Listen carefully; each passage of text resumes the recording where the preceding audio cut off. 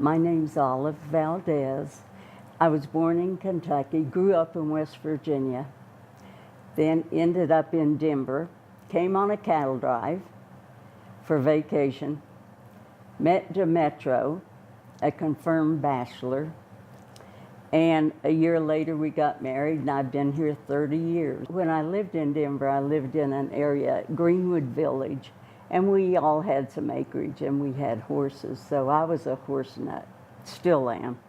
My girlfriend called me and she had heard about this cattle drive and asked me if I'd come with her, so she hauled our horses down from Denver and we spent a week in the mountains.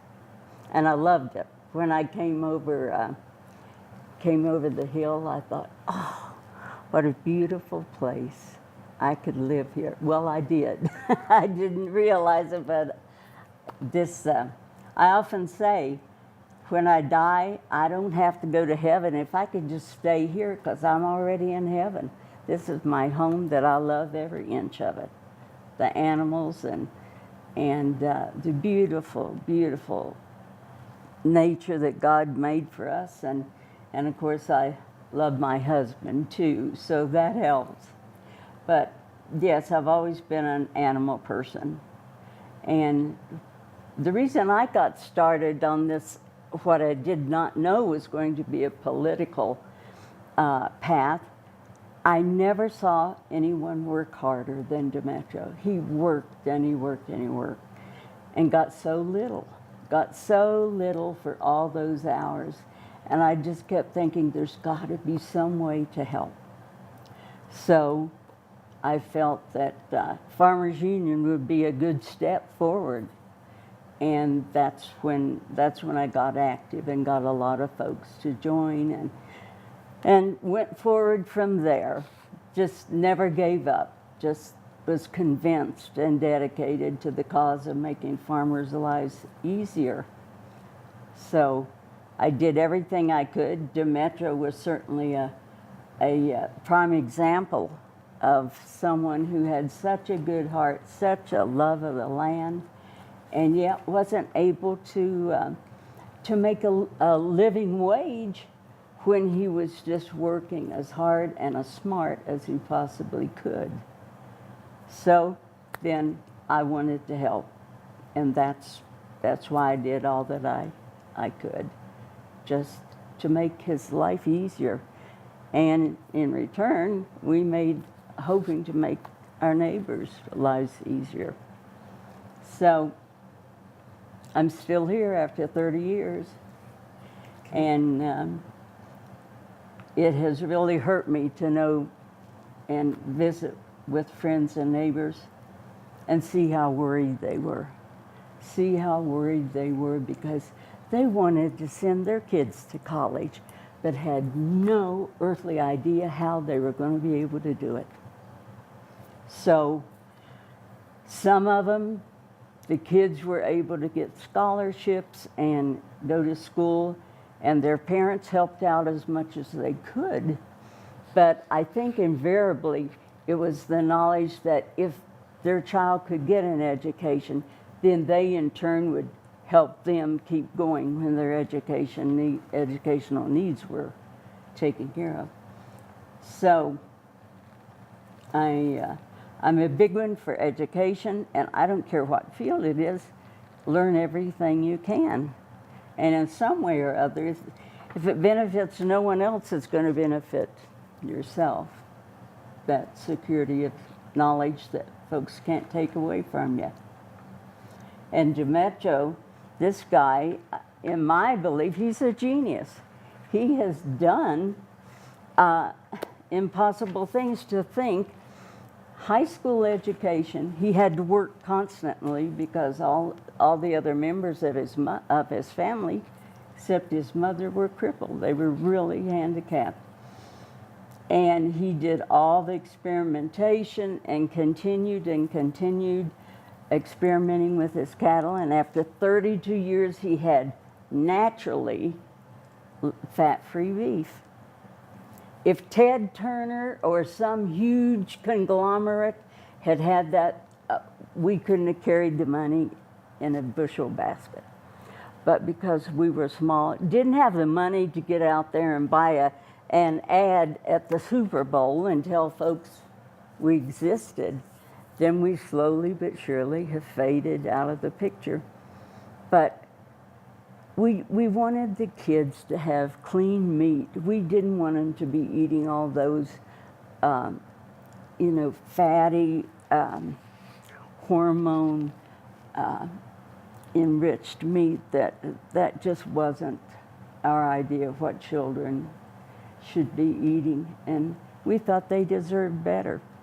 So we worked that way. We used to give meat to our doctor, and he told us he had a little granddaughter, and he said he switched her to meat using our meat. No side effects, no nothing. She just tolerated it beautifully. It was probably the cleanest food that child had ever ingested, because it just was so clean and not tampered with. So we laugh sometimes. We say we're missionaries, that we're out to save the world and tell them, hey, we can help. But at this stage in our lives, we've slowed down, and hopefully someone else will try to do what we did. But broke our hearts to sell those blonde cows. I always called them our golden cows. I mean, beautiful animals, fast growing. They gave back so much. They gave back, we could have asked for more. And then we had to sell them. But that's the reality of life. But it wasn't for lack of trying, and it wasn't for lack of not being smart enough. We were those things, and our hearts were good. We tried to make a good difference. So, and here we are, and here we'll stay. Well, one thing was nice. I was a wildlife commissioner for Colorado, and I enjoyed doing that because I was able to give my insights into what's happening in agriculture, and how folks in agriculture are probably the best stewards of the land that you will ever find, because their very survival depends on taking good care of that land, making it produce, and then ensuring that because of your care, it can produce another year and another year. I was glad that I could say, there was no conflict between wildlife and agricultural animals, that they can coexist. The most thrilling thing for me was to see the elk out grazing in the cow herd. Now that, to me, I thought, this is wonderful. How great. There was no problem with coexisting. And then I hopefully was able to bring up items that needed to be looked at insofar as safeguarding the wildlife and the animals, and animals that would infringe on the agricultural community, and to find out real life solutions that could be made. So it was all with the purpose of learning and growing and improving whatever we were doing. And Demetrio has just done that over and over again. This is the smartest man I ever met. He learns on his own, and he's eager to learn, and I've learned so much from him. Now, he says I've taught him English, and I tell him he's taught me about life, the real life there. He's teaching me. I've learned. Okay, well, maybe that job isn't completed yet, but we're still trying. But this has been such an enriching experience. It's just been wonderful. Yes, there's prejudice. Don't you kid yourself. I mean, look at me. My white skin and my blue eyes, and not a trace of an accent anywhere. So I kind of got a lot of it I got it from the Hispanics, and I certainly got it from the Anglos, that here I am, this white woman married to a Hispanic male, and I have a mind of my own. And I'm glad. I never see it as being dominating and trying to put my views on other people. It's simply a sharing of the information that I've gained through the years. And I'm lucky. I'm lucky that I've learned a lot. Lucky I was in the right place at the right time and married this 39-year-old bachelor. I sure changed his life. And he changed mine. And it's been a wonderful partnership. Really happy. We'll be married 30 years, August the 9th. And we're still going strong. If you scrape very deep, it still sits there. It still sits there. So I am aware that there's a prejudice that I wasn't aware of when I first came here. I'll give you an example. I needed a fan for my stove. It had burned out. And I called and asked if they had the fan, and they said yes, that they would order me one. But they had to have a deposit before they would order the piece for me. Well, I needed it, as soon as I could. It was wintertime, and we needed that heat dispersed. So I called my sister, who was in Alamosa, told her to go to the store and give them a deposit so that I could get the part. She went to the store, gave them her name, of course, and the part that she wanted, and she said, oh, and how much is the deposit? And they said, oh, no, we don't need a deposit from you. And she let them have it. My sister called. You wouldn't order the part for her because she had a Hispanic surname. And here I can walk in here because I'm white and with an Anglo surname. You're going to order it for me today without any deposit. I call that prejudice. And she left. So, I mean, it's a pretty good example, I think, of because of my name. I mean, she was so angry.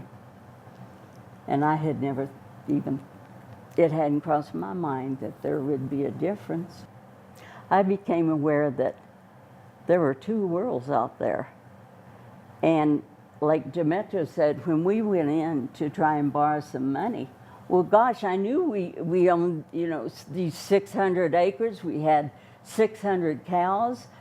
We were making money. We just walked in there so innocently and got shot down so violently. No, they wouldn't loan us any money.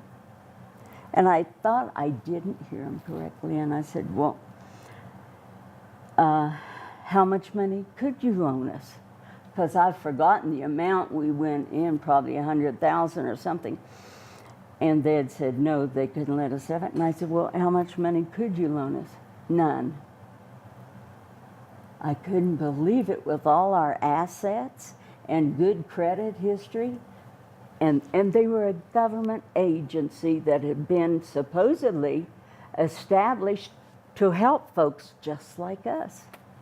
They weren't doing their job, and they probably still aren't. For other people who just moved into the valley, it didn't have anything to go in there and borrow money.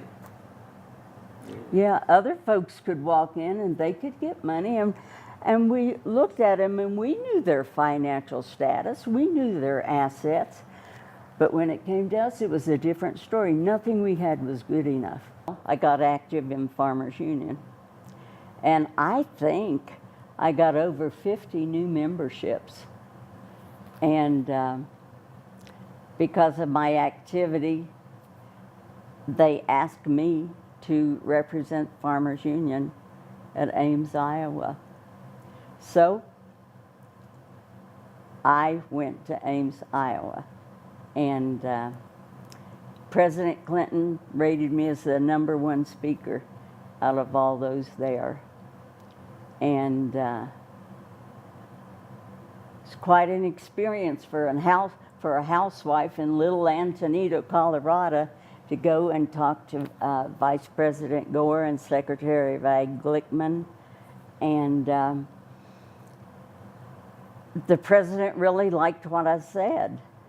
And so the Washington Post interviewed me, the New York Times, and I was on TV in Ames, Iowa. One fellow, I'll never forget him, older gentleman, and a pickup with a camper on it pulled up out front one day, and I went out. This man had driven all the way from Vermont to come see me because he had seen me on TV with President Clinton. And he wanted to know about our meet and what kind of people we were, and what I said, was it really true? And he just wanted to say, you know, he had health problems and he had such a hard time existing because of all toxins in the air and in the food that we eat. And he just wanted to come out and see what kind of person I really was and what Demetrio was like, and the animals. That was a long trip to verify what I'd said.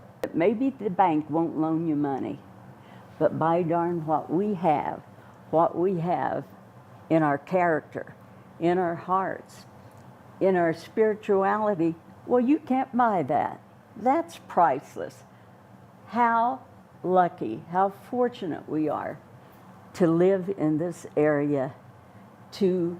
So you face discrimination, and you get smacked down a lot, but by darn, you get back up and your heart's still good, your integrity's sound, and you continue. And that, to me, makes me a rich person. I don't care if I have $14.15 in the bank. You couldn't buy me. I am not for sale. And that's what I meant. We are rich. We walk the land and we love it, and we feel so rich, so privileged to live here and to be together and to work as a team. And well, God's good to us, and that's what we say so often. God is so good to us. Sometimes we get out of bed and kneel down by the side of the bed and we just tell him thank you. We appreciate it. We're rich. We're rich. You can't argue with what's valuable to us. Just can't buy us. And always, no matter how hard times are for us, if you have a need and we can help, we're going to be there to help you.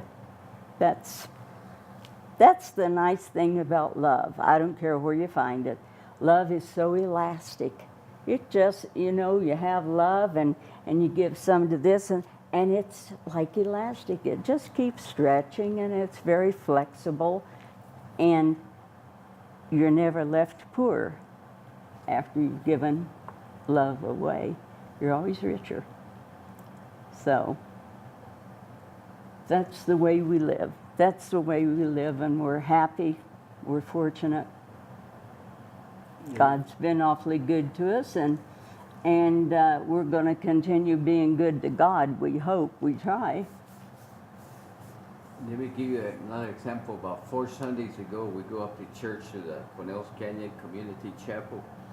And on the way to church, we see deer and elk right in the middle of the highway. I heard a bighorn sheep with one big ram. He's almost white, big horse, standing right in the highway. Yeah.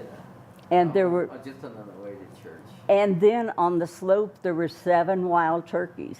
Oh, and then the wild. When I was a wildlife commissioner, we brought 20-some young turkeys, and we stocked them up the canyon. Well, lo and behold, there are some of my turkeys. And, you know, wasn't I lucky to be able to bring those turkeys here and everyone can enjoy them?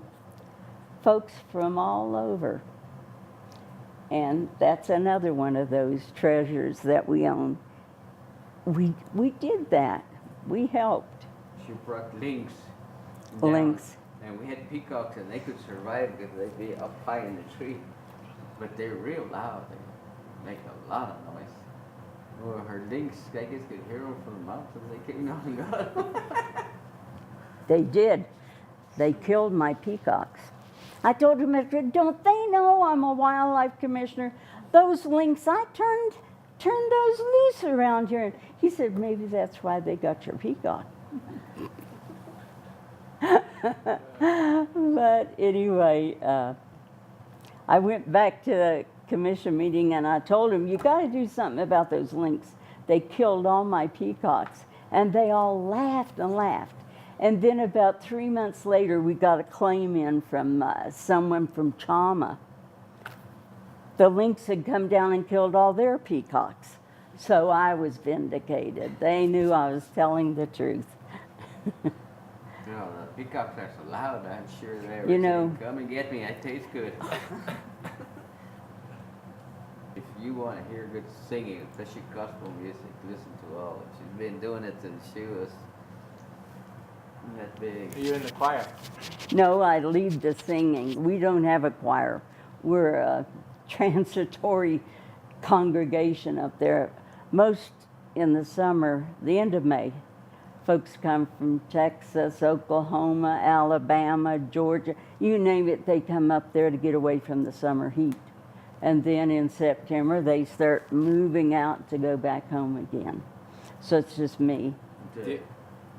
In the winter, sometimes it's a dozen people or less. In the summer, sometimes it's Well, in the summer, we'll have sometimes 120, 130. The little church is packed. These are the words. In shady green pastures, so rich and so sweet, God leads his dear children along, where the waters cool flow, bathes the weary one's feet. God leads his dear children along, some through the water, some through the mud, some through the fire, but all through the blood. Some through great sorrow, but God gives a song in the night season and all the day long. My family sang. My mother and father and my brother and my younger sister. And we would go all over singing. Then it turned into Mother and Roseanne and I singing. So we went all over. My mother would say, I can't sing with you girls. I'm an old lady. She was 50. I'm too old to get up there and sing with you all. And we'd just manhandle her and drag her up there and she'd sing. But yeah, it was nice back south because back in the south it seems like there is so much gospel music and everyone sings, and if you get off tune or something, no one really gives a hoot. Sometimes they'll jump in and hum a little bit to put you back on tune, and you just keep going. And so that's what I grew up singing.